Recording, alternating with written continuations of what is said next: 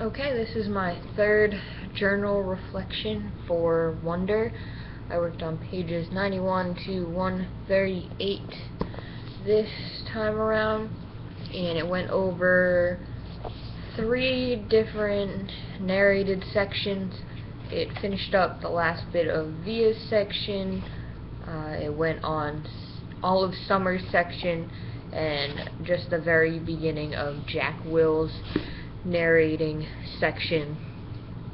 So in Via's section, I see that she's starting to outgrow a lot of her friends, which seems pretty typical in high school. People tend to grow apart, and these are just part of the struggles that she's facing. There is lots of character development going on in terms of how Augie's disability is affecting Via and affecting the whole family, and different roles that each of their parents fulfill, where one is very caring and the other one is very wanting to give each child more room to grow and learn and discover things by themselves, and at certain times they'll switch those roles depending on what's needed, but it's always a balance, which seems like quite a effective family unit. I also realized that this is a very highly affluent and well-educated family. It said that Augie and Via's parents met at Brown, which is a very expensive and Ivy League university. And although they seem to be a mixed-race family because of their Brazilian heritage, I do wonder what kind of different development Augie would have and what kind of different opportunities he would have if maybe he wasn't in such a affluent or well-educated family. If his situation might be much different, maybe even much worse than it is. One chapter specifically, in Via's section, I saw an opportunity for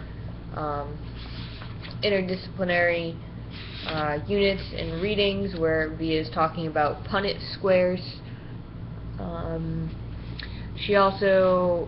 Her character begins to develop more as she identifies with a clique, or more on a positive note, she begins to identify with the smart kids as a piece of her identity that she really shares with others, which is, like I said, more a very accurate depiction of the secondary lifestyle and the differences between the secondary and the middle level mindset. More on that as we're seeing more of those differences between Augie's middle level mindset and Via's secondary mindset. Student-wise, we can see that the secondary mindset evolves in that it is more of a personal self-reflection state of mind that is very questioning.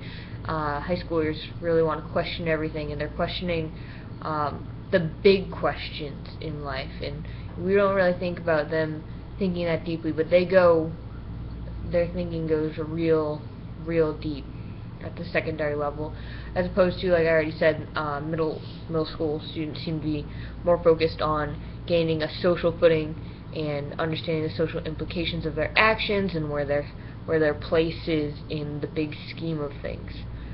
An important point that we found out is that Augie wasn't just faking on Halloween. He did get physically ill from the stress of school and friendship and bullying, which is not a very good sign for a child to be getting physically ill from this type of stress.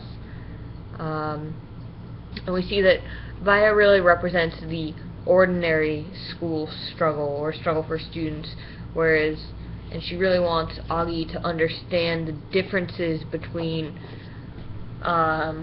his struggles that are normal and his struggles that are because he's disabled.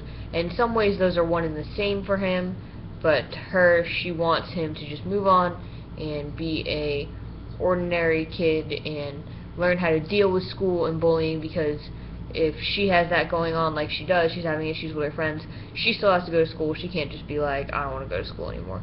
So she kind of wants him to buck up and realize that he's not ordinary, and he just needs to find his own place in the world.